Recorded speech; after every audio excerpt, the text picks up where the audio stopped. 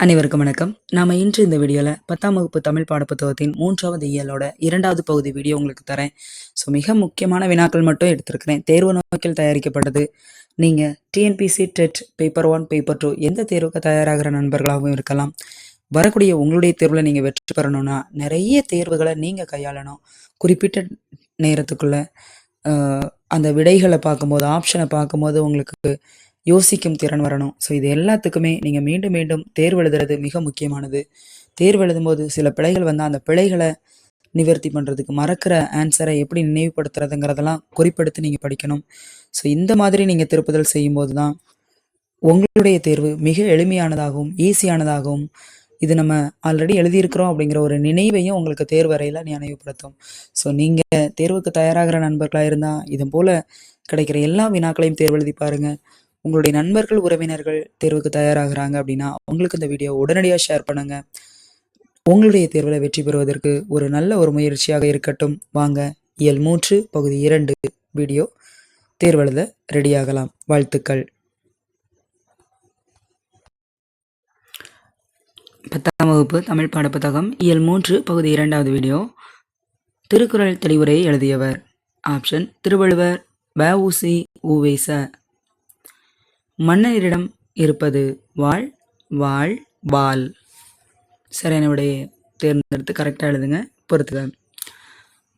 Feast உம்மை தொகை, hospitality நலம் விசாரித்தல், நன்மொழி விருந்தோம்பல், தாய்செய் பண்புத்தொகை விருந்து. சரியான விடையை கரெக்டாக தேர்ந்தெடுத்து எழுதுங்க. 4வது வினா. உலகத்தோ டொட்ட ஒழுகல் டேஸ் கல்லார் டேஸ் தார்.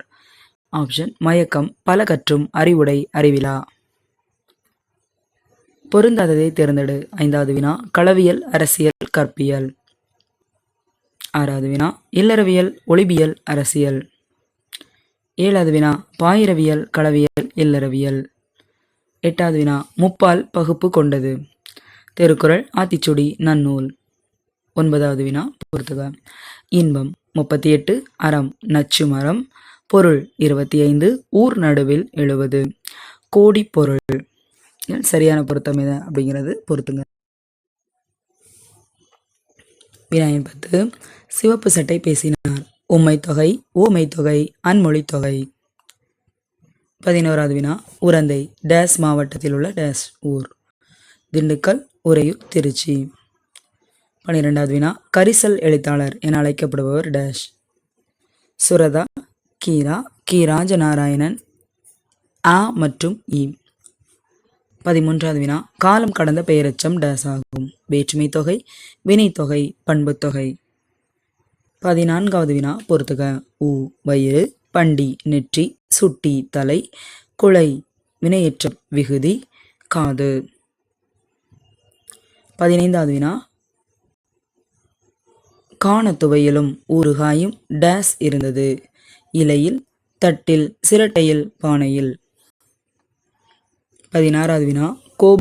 கோபல்லபுரத்து மக்கள் என்ற நூலின் ஆசிரியர்.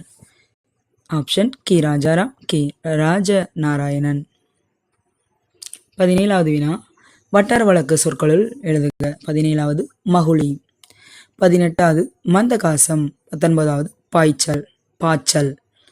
ஆப்ஷன்: புதியவன், கஞ்சி, மேல்கஞ்சி, குறுநகை, பாத்தி, நாடோடிகள். 20வது வினா. கரிசல் இலக்கியம் டேஸ் வட்டார பகுதிகள். கரூர், கல்லணை, கோவில்பட்டி, நாகர்கோவில்.